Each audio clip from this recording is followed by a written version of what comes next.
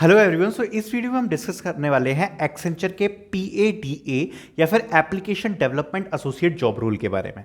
अब इस job role के अगर मैं बारे में बात करूं तो सबसे पहले यहाँ पर ये कंफ्यूजन हो जाती है कि इसमें और ASC में ज़्यादा क्या कोई डिफरेंस है या कोई डिफरेंस है या नहीं है। तो वीडियो में आगे चलते हैं और मैं आपको इस रोल के बारे में डिस्क्राइब करता हूँ ये क्या क्या होता है, बेसिकली आपकी सैलरी कितनी रहेगी और सबसे इंपॉर्टेंट आपका ट्रेनिंग फेज क्या होता है। सबसे पहले अगर मैं बात करूँ तो ये देखो, आपका ये जो एप्लीकेशन डेवलपमेंट एसोसिएट वाला जॉब रोल है, जब अगर आपको ये वाला रोल ऑफर किया जाता है तो सबसे पहले you will get a training mail. अब ट्रेनिंग मेल क्या होता है? अब ट्रेनिंग को यहां पर डिवाइड किया जाता है हमेशा 2 पार्ट्स में।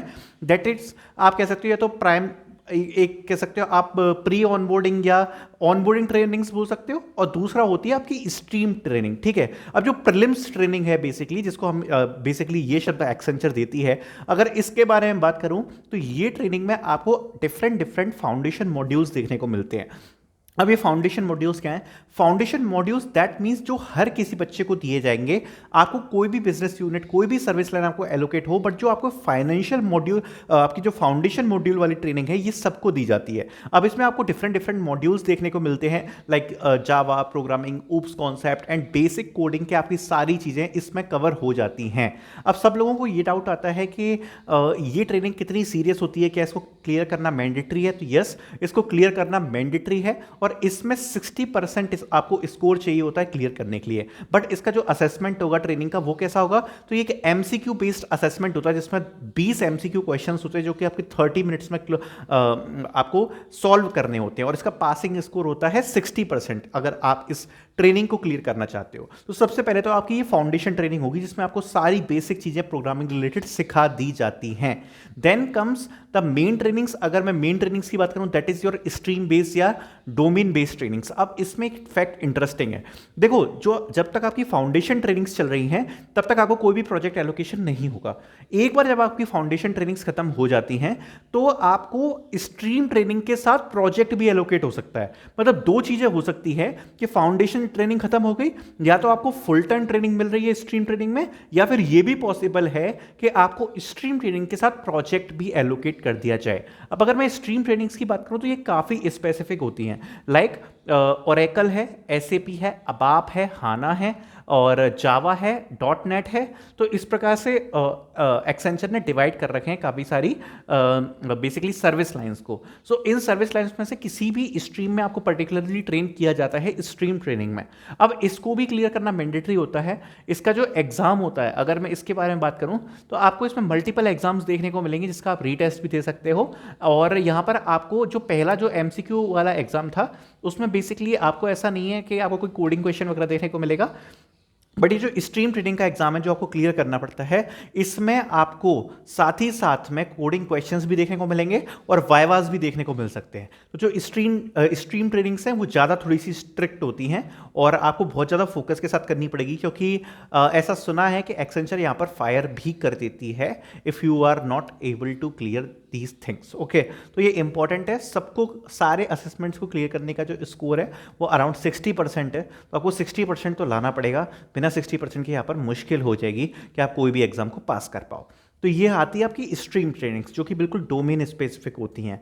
Now will talk about the salary component. तो अगर सैलरी पार्ट के बारे में बात करूं, सो देखो, आपका इसका पूरा CTC रहता है 4.61 का, जिसमें से 25,000 रुपये आपको ज्वाइनिंग बोनस के अराउंड मिल जाता है। ठीक है, 25,000 रुपये।